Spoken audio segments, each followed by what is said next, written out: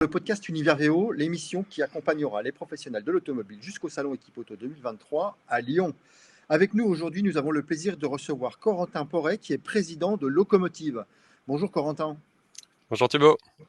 Alors comme à l'habitude, un petit point sur le marché rapide, le marché du VO qui se stabilise après une grosse accélération à la sortie du Covid, à la fois sur les volumes comme sur les prix de vente. Effectivement, les prix de vente ont explosé à la sortie du Covid avec une croissance de l'ordre de 20%, principalement liée d'ailleurs à la carence et au manque de produits VN. Et les gens, les consommateurs se sont réfugiés sur le VO, donc ça a été plutôt une bonne nouvelle pour notre marché. Alors aujourd'hui, l'après-Covid a généré beaucoup de changements de paradigme dans différents secteurs économiques, et sans doute elle a permis aussi, cette période un peu compliquée, d'accélérer l'essor de la digitalisation, des process de sourcing entre autres, de vente, de réparation, etc. Alors Corentin, ma première question, elle est assez simple. Quelles sont les priorités les plus remontées par les dirigeants d'entreprises automobiles aujourd'hui? Alors aujourd'hui Thibaut, parmi les 800 établissements qui travaillent avec nous, les sujets que les dirigeants nous remontent le plus, j'en vois 5. Le premier, ça reste le nerf de la guerre, c'est répondre aux leads avant les autres. Donc c'est vraiment la clé pour être performant. Le deuxième, c'est comment on fait pour devenir numéro 1 sur Google, c'est-à-dire être visible et attirer plus de prospects, parce que maintenant c'est là que ça se passe. On pourra en Mhm. reparler.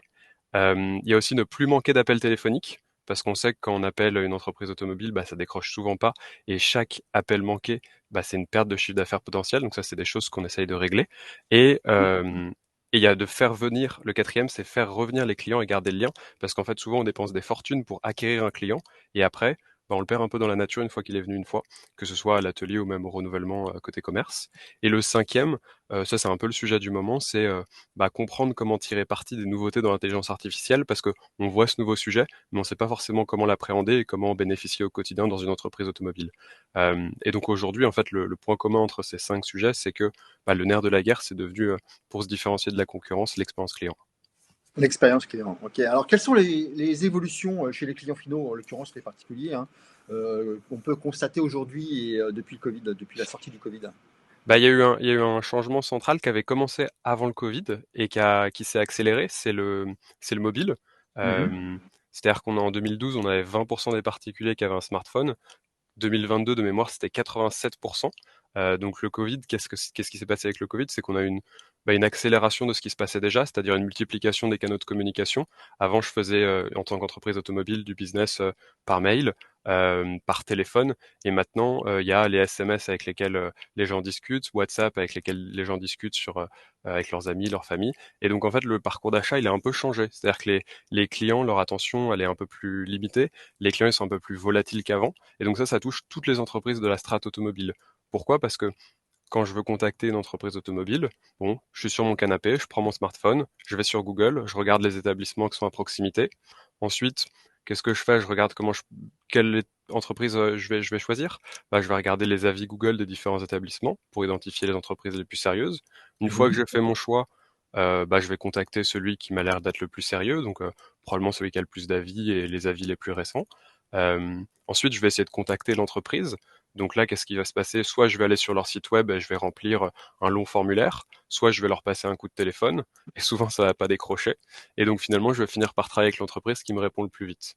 Et ensuite, une fois le véhicule acheté, l'entreprise va souvent oublier de garder le lien avec moi, ou alors elle va m'envoyer des mails de spam. Je vais me sentir un peu anonyme. Je vais plus être pris pour un numéro de châssis qu'un client, et donc la fidélisation va pas être incroyable. Ça aujourd'hui, c'est comme ça qu'est l'expérience client dans les entreprises automobiles, et c'est comme ça Ok. aussi que le parcours d'achat du client il a changé. Et c'est ça aussi qui fait que bah, avant on avait il y a une dizaine d'années un client qui visitait 4-5 entreprises automobiles, 4-5 showrooms, et maintenant on est descendu à un ou deux maximum. Et donc en Mhm. fait tout se passe en amont avant l'arrivée du showroom, et le Covid n'a fait qu'accélérer ça. Ouais, d'où la nécessité effectivement de fluidifier l'amont Exactement. dans l'expérience client. Alors, du coup, sur ton marché cible, comment se comportent les acteurs? Qu'est-ce que toi tu as pu observer? C'est assez intéressant. Il y a ceux qui continuent comme avant. Et puis il y a ceux qui ont bien vu que les anciennes manières en fait de bah, se positionner sur l'amont, comme on disait, donc de trouver et ensuite de faire revenir les clients, c'est-à-dire tout le moment où les clients sont pas sur place dans l'entreprise, Mhm. euh, ils voient bien que les portes ouvertes marchent plus, enfin en tout cas marchent de moins en moins bien, que les emailing ça donne pas des super résultats, que les push SMS non plus, et donc on voit il y a une partie d'entreprise qui s'est rendu compte qu'on avait besoin de se réinventer, de trouver des nouvelles manières de faire du business plus agréables pour le client, parce qu'en fait le client il s'est habitué à aller sur Amazon, à avoir son Uber qui lui arrive tout de suite, et donc maintenant quand un particulier contacte une entreprise, il s'attend à la même facilité, à la même réactivité. Et donc si vous n'êtes pas réactif et que vous n'êtes pas visible, bah, c'est compliqué parce que vous êtes plus choisi. Et c'est un enjeu qui est d'autant plus fort dans les entreprises automobiles parce que contrairement à un acteur pur e-commerce, pur en ligne, bah, qui est né en fait là-dedans, l'entreprise automobile, elle a bah, une présence physique. Et donc bah, c'est d'autant plus dur cette transition. Mais si l'entreprise réussit à faire cette transition, elle est d'autant plus forte parce qu'elle peut à la fois être présente physiquement et présente en ligne, et donc être finalement bien meilleure qu'un acteur pur en ligne.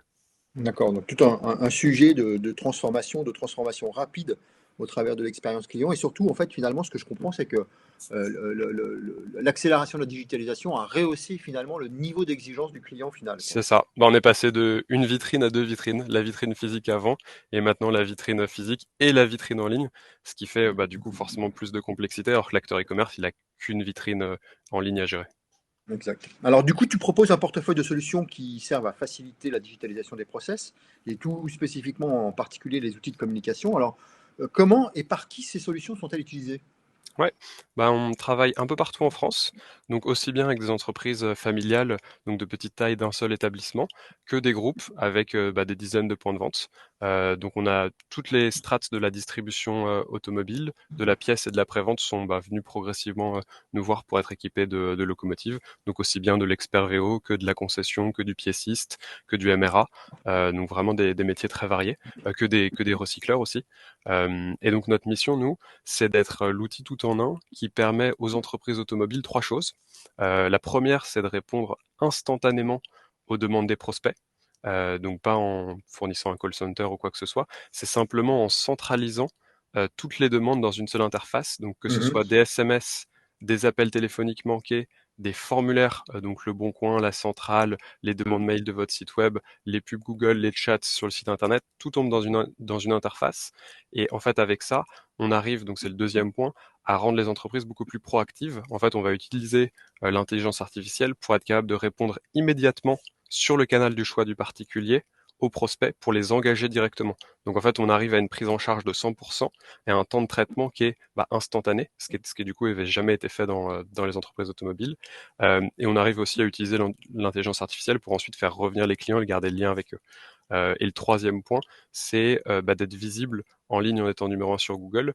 Et en fait, toujours dans cette idée de générer des messages personnalisés automatiquement, on arrive en fait à obtenir beaucoup plus d'avis. En fait, comme on a une meilleure expérience client, on arrive à générer beaucoup plus d'avis sur Google, ce qui rend du coup les entreprises beaucoup plus visibles. Mhm. Euh, donc on Avis les aide positif, hein, bien sûr. oui, d'avis positifs. Bah, en fait, oui, oui, c'est une bonne remarque. Nous, on fait pas de filtre parce que c'est interdit par Google. Ouais. C'est-à-dire qu'il y a des entreprises où parfois elles ont peur de demander des avis Google parce qu'elles se disent qu'elles vont avoir des mauvais avis. Vous en faites pas. Les gens mécontents, ils laissent déjà leur avis. Ouais, ouais. Ceux qui laissent pas leur avis, c'est ceux qui sont entre euh, celui qui a 1 sur 5, il laisse déjà un avis. Celui qui a 3, 4, 5 sur 5, il laisse pas son avis. En fait, si on lui demande, bah, bien sûr, il est content de le laisser. Il faut juste que ce soit simple pour lui. Et donc, c'est pour ça que nous, on va passer par du SMS ou des canaux de communication comme ça. Et on va avoir un taux de conversion sur les avis qui va être super élevé. Donc, on peut passer sur une entreprise de 50 avis à 400, 500 avis en un an. D'accord. Alors, tu rejoins le village Univervéo en septembre prochain pour le salon Equipoto. Quelles sont, selon toi, les grandes tendances que nous pourrions tous attendre de ce salon? Bah, il y a un sujet un peu du moment, c'est le sujet de l'IA, de l'intelligence artificielle, Mhm. hem, sur 2 pans, à la fois pour les entreprises automobiles, mais aussi pour les logiciels. Donc moi, je m'attends à des fortes évolutions des 2 côtés. D'abord parce que pour les entreprises, automobiles, elles se rendent compte que, bah, si on veut aller plus loin que le buzzword, bah, il y a peut-être une stratégie à mettre en place pour voir comment on peut bénéficier de la vague. Nous, on a déjà des dizaines de milliers de messages qui sont échangés sur la plateforme tous les mois, mais on voit qu'effectivement, avec l'IA, on arrive à accélérer ça et à stimuler plus le volume de messages et donc faciliter les expériences clients dans toutes les entreprises. Ça, c'est plus le côté évident dans les entreprises automobiles. Et après, il y a Mhm. un autre côté qui est intéressant, c'est que en fait, il n'y a pas que les entreprises automobiles qui doivent évoluer. Il y a aussi les logiciels et nous, on doit faire notre part du travail. Et donc aujourd'hui, en fait, il y a un changement de philosophie dans les logiciels qui doit s'opérer. C'est-à-dire qu'avant, l'enjeu, c'était de garder l'entreprise automobile comme client en la gardant captive, c'est-à-dire qu'en l'empêchant de s'interfacer avec d'autres outils. Mhm. Et au contraire, en fait, aujourd'hui, l'enjeu, c'est plus ça. C'est comment on fait pour s'ouvrir au maximum, s'interfacer avec le plus d'outils possible, et pour qu'en fait, rester dans la durée, en fait, et travailler dans la durée avec ces entreprises automobiles. Et donc, nous, on a fait ce choix très tôt. On a une solution complètement ouverte. On s'interface avec tous les DMS et outils leaders du marché, donc Mecha Planning, DCSNet, Datacar, etc. Toutes les strates de la distribution automobile, de la pièce, on a des logiciels dans tous ces secteurs, et toutes les plateformes de lead.